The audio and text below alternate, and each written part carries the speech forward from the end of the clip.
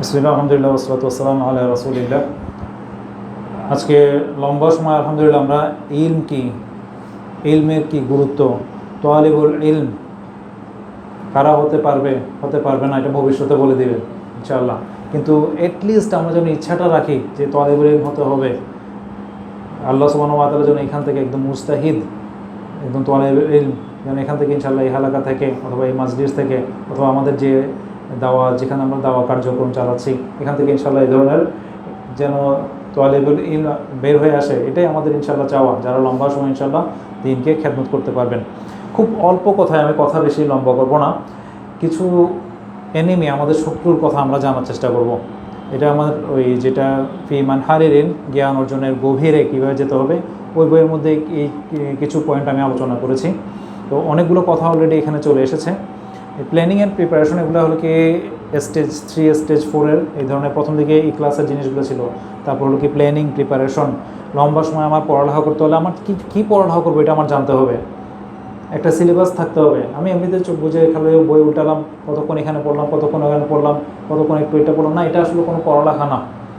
এটা পড়ালেখা না, সব কিছু পড়তে গেলাম, এটা পড়ালেখা না।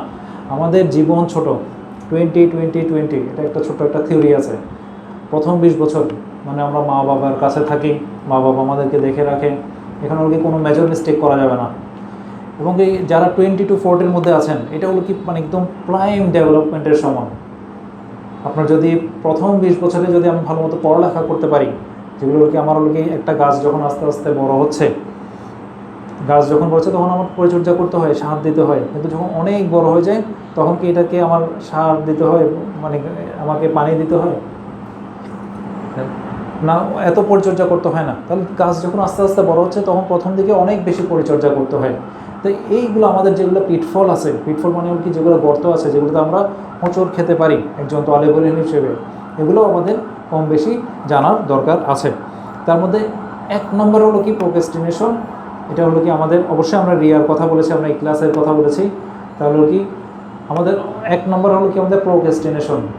এটা কি এই করলাম না, আস্তে ধীরে করব।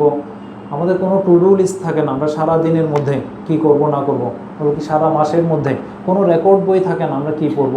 1 নম্বর আমাদের কোনো সিলেবাসে থাকে না। তার 2 নম্বর হলো কি আমরা কি পড়ছি না পড়ছি কোনো রেকর্ড বই আমরা ফলো করি না, একটা ডায়েরি মেনটেন করি না এগুলো।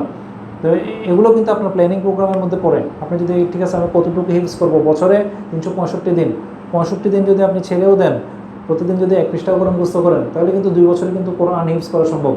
I am not talking about the amount, যে ঠিক আছে আমি প্রতিদিন 1 পৃষ্ঠা মুখস্থ করে দেবো। অবশ্যই আমরা এই ক্লাসের সাথে করব, আল্লাহর জন্য করব, অল্প হলেও করব। কিন্তু আমাদের তো অ্যাটলিস্ট এরকম অ্যাম্বিশন থাকতে হবে, হাই অ্যাম্বিশন থাকতে হবে না। আমি এই ধরনের একটা 5 বছর পরে 10 বছর পরে এই ধরনের একটা স্টেজের মধ্যে আমরা যেতে চাই। না হয় ওই 10টা সূরা আমাদেরকে বাবা মা শিখিয়ে দিয়েছেন, বাস শেষ, খালাস, এটা নিয়ে কবরে চলে যাব।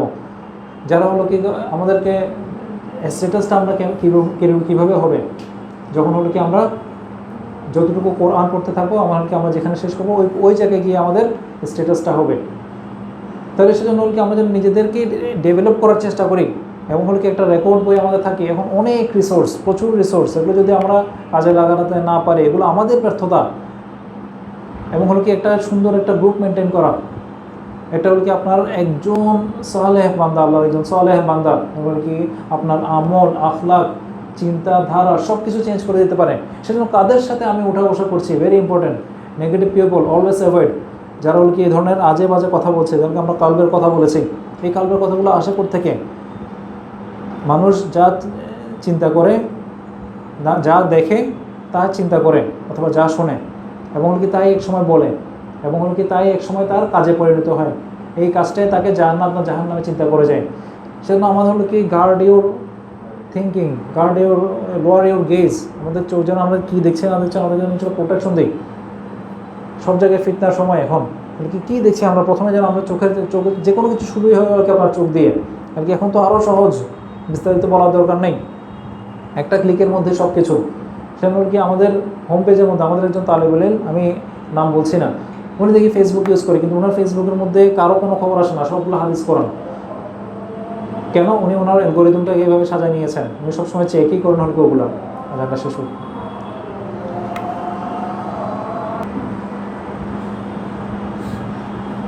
যে কথাগুলো বলছিলাম, ইন্টেনশনের বিষয়টা অবশ্যই আমরা বিস্তারিত আলোচনা করেছি। এখানে ছোট্ট একটা এক্সাম্পল দিই।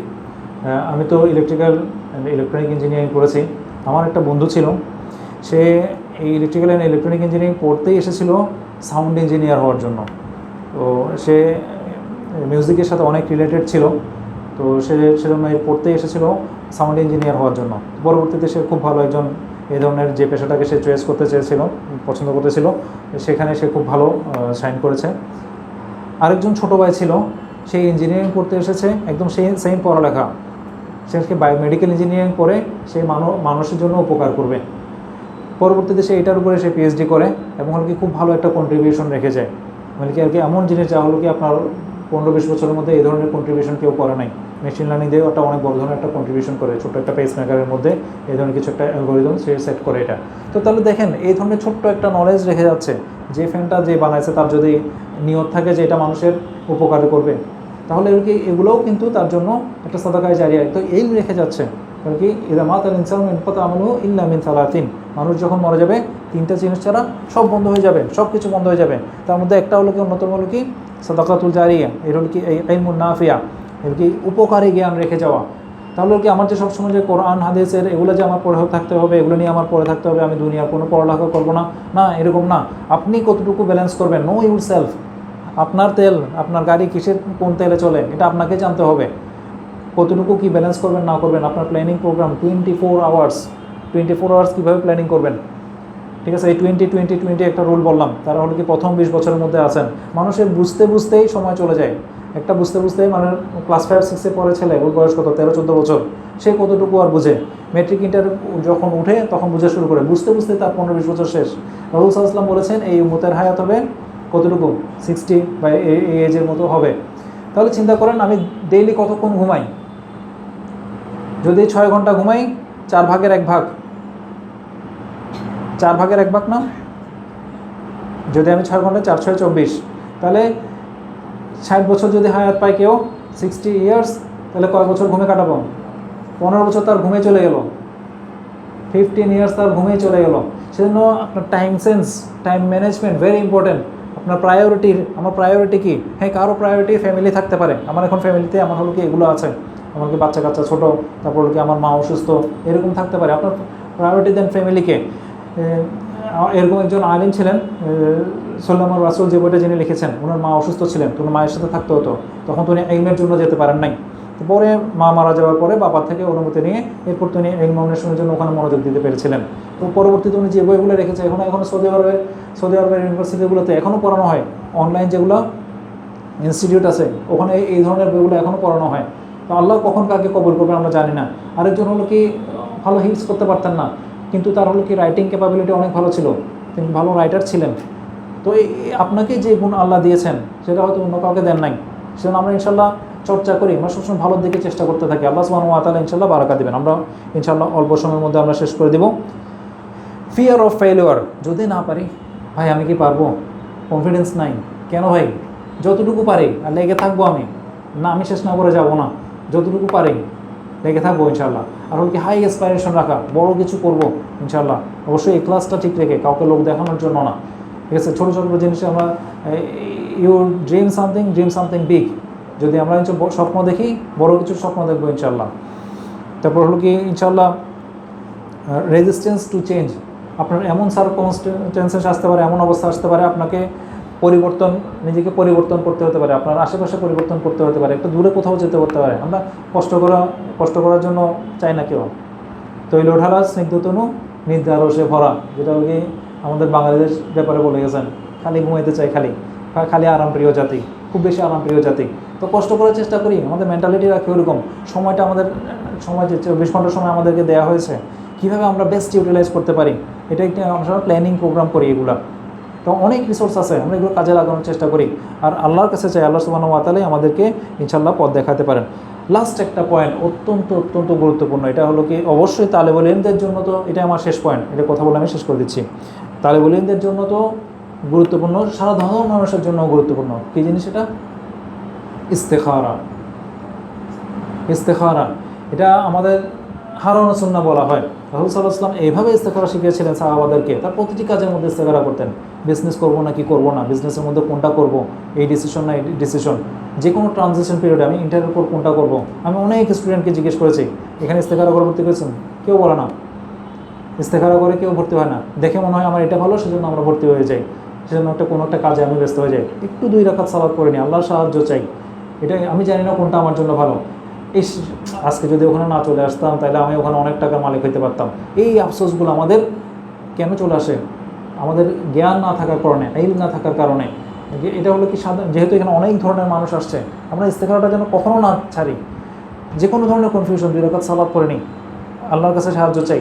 যে দোয়াগুলো যদি আমার আরবিকে জানা নাও থাকে, হে আল্লাহ আমি তো জানতে আমি কোন ডিসিশন নেব, কখনো আফসোস করবেন না। আলহামদুলিল্লাহ আমি ইস্তেখারা করেছিলাম, সেজন্য আমার কোনো আফসোস নাই, এটাই আমার জন্য ভালো। আর হলো কি ডিসিশনে যেন কোনো ডিসিশন নিতে যেন আমরা প্রলঙ্গিং না করি, অনেক নিব কি পড়বো না পড়বো, অনেক লম্বা সময় ধরে যেন এরকম না হয় আমাদের। আমরা কয়েকজনের সাথে ডিসিশন নিই, যারা আমার ভালো জানেন, যারা আমাকে ভালো পরামর্শ দিতে পারেন, এই ধরনের ডিসিশন যারা দিতে পারবেন, যারা ওকে ইলমি জ্ঞান দিতে পারবেন, যারা আমার ভালো চান, এই ধরনের একটা আমার কমিউনিটি রাখি আমরা, ছোট্ট কমিউনিটি, সবার সাথে মেশার দরকার নাই। অনেক কথা বলে ফেলেছি। আল্লাহ সুবহানাহু ওয়া তাআলা যেন ইনশাআল্লাহ আমাদের যে কথাগুলো বলেছি এগুলোর উপর আমাদেরকে যেন ইস্তেকামা দেন, এবং কি আমাদের যারা ছাত্র ভাই আছেন তাদের জন্য ইনশাআল্লাহ ইলমে বারাকা দেন, এবং কি তাদের উপর যেন ইনশাআল্লাহ সব ধরনের বালা মুসিবত থেকে তাদেরকে রক্ষা করেন, এবং এই ধরনের যেন মজলিস ইনশাআল্লাহ সবাই যেন অ্যারেঞ্জ করতে পারি। পরবর্তীতে আমরা ইনশাআল্লাহ প্রজেক্ট টাইপের করার চেষ্টা করব, অথবা হলো কি যেখানে আপনারাও পার্টিসিপেট করতে পারবেন, এবং হলো কি যেখানে আপনারাও ইনশাআল্লাহ বলতে পারবেন। আমাদের অনেক দিন ধরে অ্যাক্টিভিটিস বন্ধ ছিল, ছোট ছোট গ্রুপ করে কীভাবে আমরা ফ্যামিলির মধ্যে দাওয়াত দিতে পারি, এবং কি একদম তালেবুল ইলম না হলেও একদম মিনিমাম যে জিনিসগুলো আমাদের জানা দরকার আছে, সকাল সন্ধ্যার দোয়া কখনও যেন আমাদের মিস না হয়। আমাদের ফ্যামিলিকে যেভাবে প্রোটেকশন দিবে সারাদিনের জন্য, আর কোনো কিছু এগুলো দিতে পারে না। একজন তালেবুল ইলম কখনো, সে কীভাবে তালেবুল ইলম হতে পারে যার হলো কি কোরআন না পড়ে একটা দিন চলে যায়, সে কখনো তালেবুল ইলম না। তাহলে আপনাকে অ্যারাবিক আর তালেবুল ইলম দুইটা আপনাকে সবসময় রাখতে হবে আপনার সিলেবাসে, আপনার এভরিডে রুটিনের মধ্যে। অ্যারাবিকটাও আপনার হলো কি এটা আজীবন আপনাকে ডেভেলপ করার একটা মিনিমাম শক্ত তালেবুল ইলম হওয়ার জন্য, একই সাথে কোরআনটাও কখনো ছাড়বো না এগুলো আমরা ইনশাআল্লাহ। সুবহানাকাল্লাহুম্মা বিহামদিকা আশহাদু আল্লা ইলাহা ইল্লা আনতা আস্তাগফিরুকা ওয়া আতুবু ইলাইক।